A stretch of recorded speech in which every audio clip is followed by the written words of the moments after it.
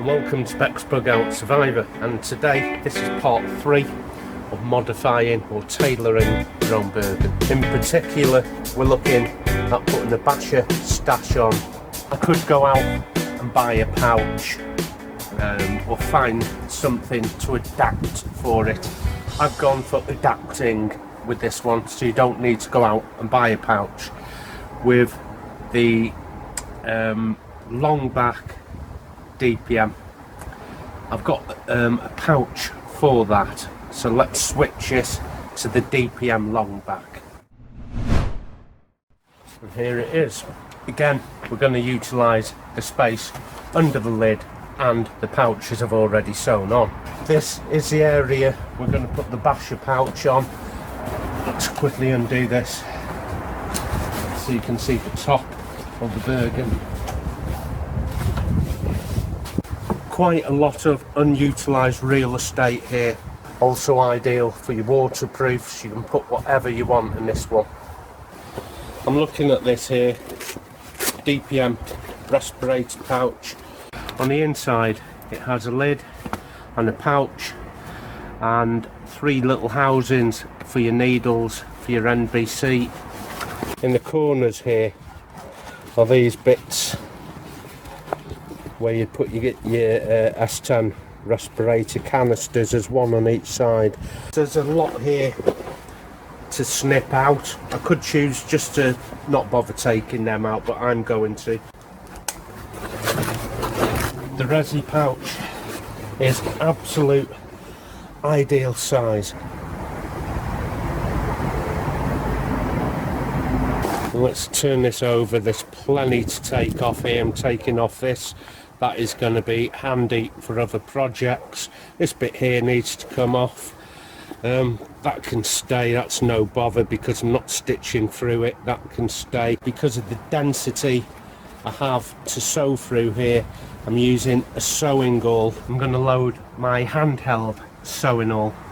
It's no bells and whistles. I do have them other type sewing awls, but just reinventing the wheel. This is my sewing awl. I'll put a little dot on and I'll show you how to use this in a minute. But first I've got to remove all them bits and pieces. So I'll be using a seam ripper. I'm going to get myself a razor blade, maybe some little scissors. Again, I'll be using a waxed thread, 1mm, and the waxed thread is 150 denier. I want to remove everything I don't want. Now this webbing here is quite long, so it's going to make good salvage, and has a buckle as well.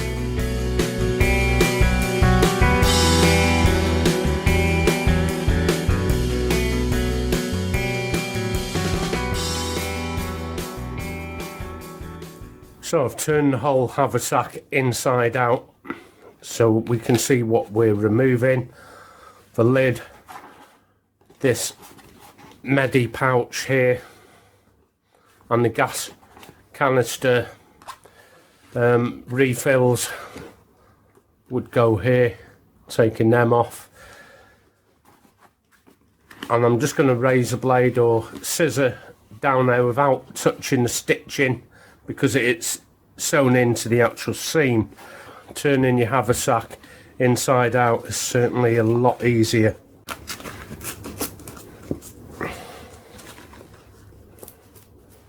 Just give it a rough cut to get it out the way, and then come in here for a bit more detailed cutting. Avoiding getting too close to the original stitching, which I want to keep intact.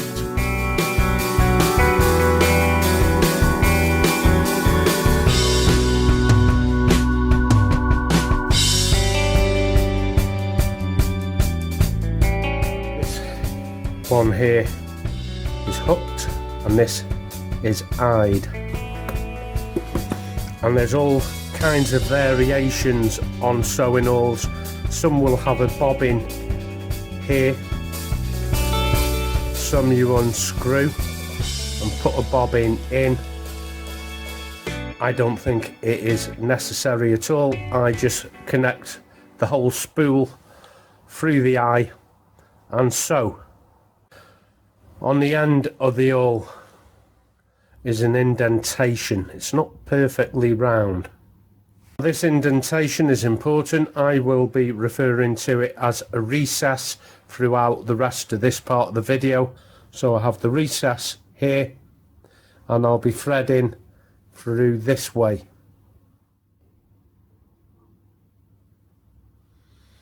And in it goes. This piece of fabric is my example. I lay the spool out in front of me and I have the tail here, so it drags behind, and I move in one direction. The black markings here means the recess is on top here. I've left enough room on the tail for the length of the project. My first stitch just goes straight into the project. Now this is where I'll be putting the pouch onto the bergen. It's pushing my awl straight through the project like that, and taking the tail out of it, bringing it back out, and I poke through. Now please, please, please, please, please, this is so sharp. The amount of times I have hurt myself is unbelievable. It is so dangerously sharp. So I just feel whether it's come through, and I certainly don't want to do this motion of pushing sharply. That is how you're going to hurt yourself. So I make sure it's just about come through, and I very, very gently twist and note how I'm holding it either side of the awl, so my fingers are out of the way. That has pierced me so many times, and you don't even bleed that it's that sharp. Let's pull it out. I'm only pulling it back a little so a loop forms. If I pull on the recess here, I can put my fingers inside the loop I've just made and pull out that tail. This is going to create the first stitch. Pull back out, and you notice I only have a single thread connected to my awl from the stitch. If two come out, it means you've done it wrong and you have to start again. Just pull that stitch tight. If two pieces of the thread come out, you've got it wrong and you've just come through the wrong side. So I'm going to make quite a big stitch here just for demonstration. Remember, I'm sewing forward, so I have the recess towards me. Flick it over, just feel for the damage here, grab either side, through it comes, slowly pull back on the awl so it forms a loop. That is my loop, and it is on the correct side. Let's change that. Here's where a lot of mistakes are made, and I've made this mistake dozens of times. I make my loop, I'm going to reach inside my loop and grab the tail and pull the tail through and pull my awl back out. And instead of having one piece connected, I've got two. You know you've gone wrong. Stop. Flick your project back over and take that tail back out of the loop. This is how you fix that problem, and pull that last stitch out. You can use the same hole you just went through to correct it. Look for the recessed side of your awl. Reach inside, pull the tail through, and only one stitch comes out, and pull from either side of your project. But I want to show you just how delicate these stitches can be. Let's come really, really small. Just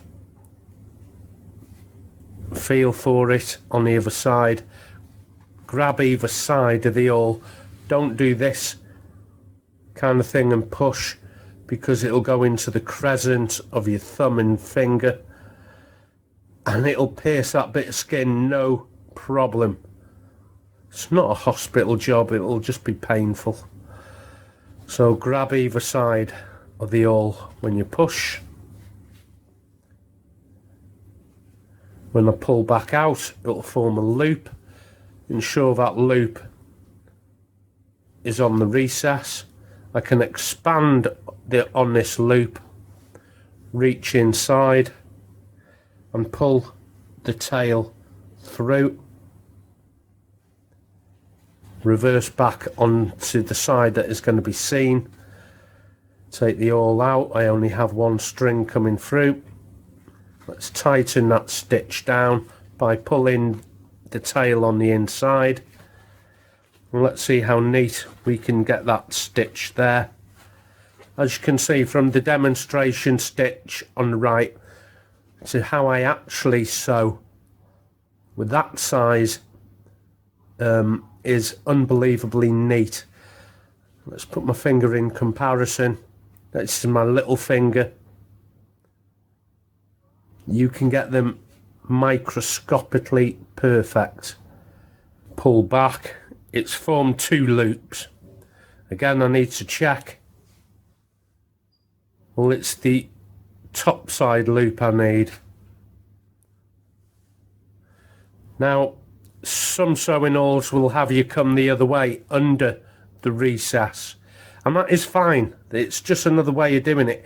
It's just so you keep to the same methodology each and every stitch.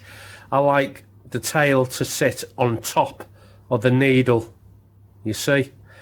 Some demonstrations will show you popping the tail through like that. So whether you reach into the loop and pull the tail out or poke the tail through the loop you've made is up to you.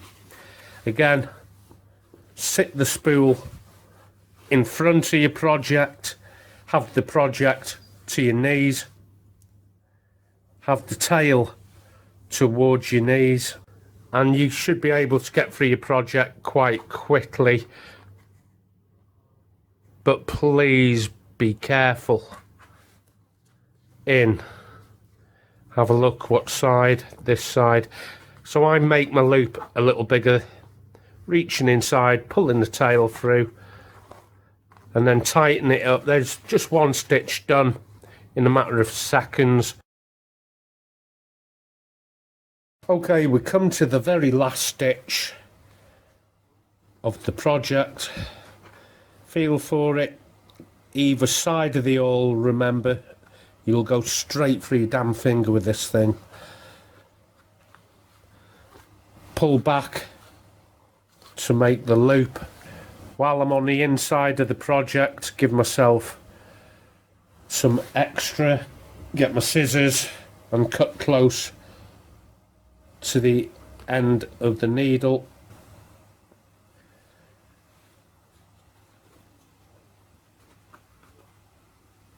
And as you can see, the awl and the thread haven't really moved position during the sewing.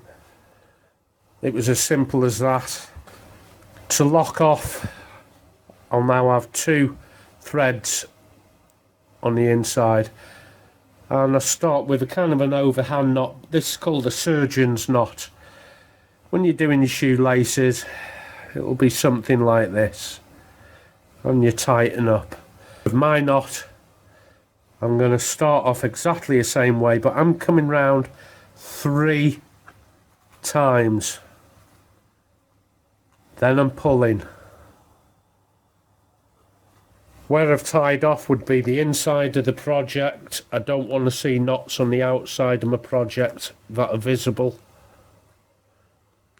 Trim a few mil. And the great thing about wax cord, if I get a lighter to that, that will melt in and rivet in. That is a locking stitch, and that is how I'm going to put the BASHA pouch on my longback DPM Bergen.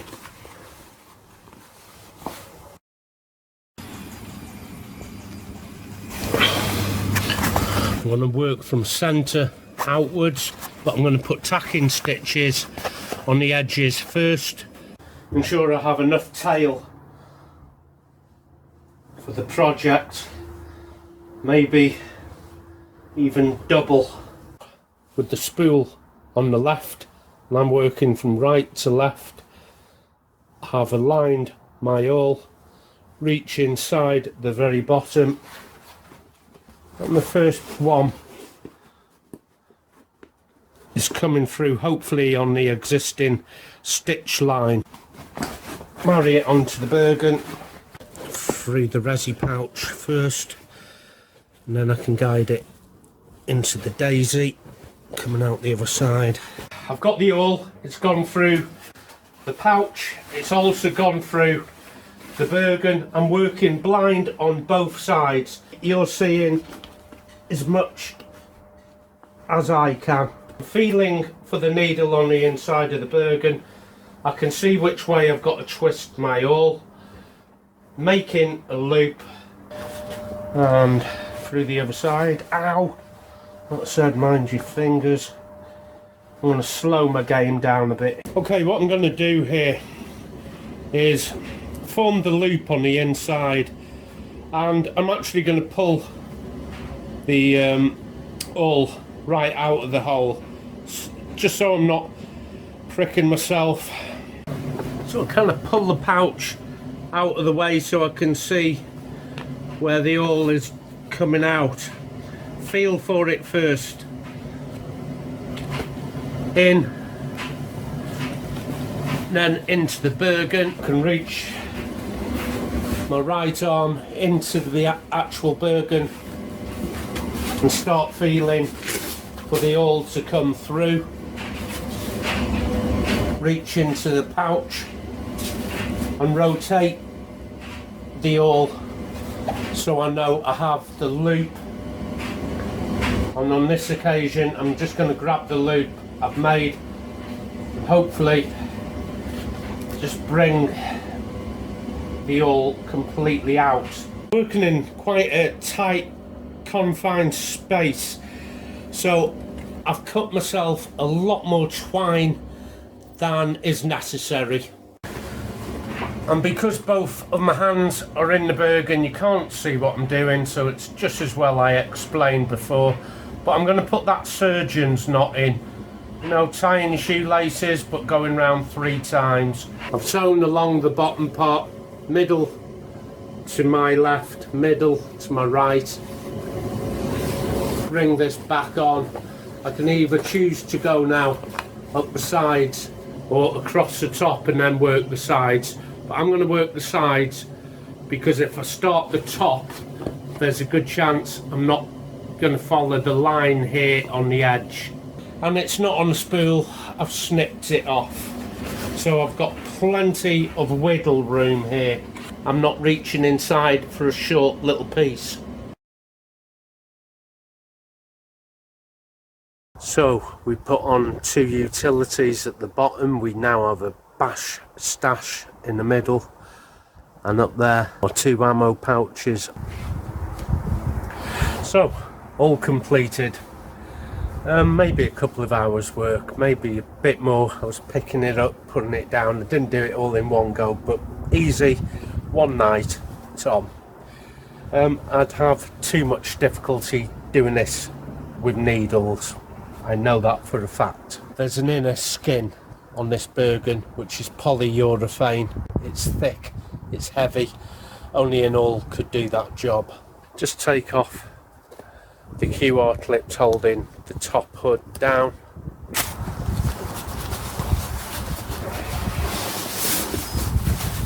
And these are my 95 waterproofs. I'm just keeping it all matching.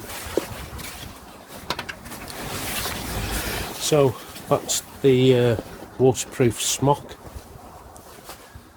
and the Gore-Tex waterproof leggings. You can put whatever you want in that BASHA pouch. A little lower down there's a little finger pocket there if you want to put steri tabs in. On the other side there's a nice sized pouch there.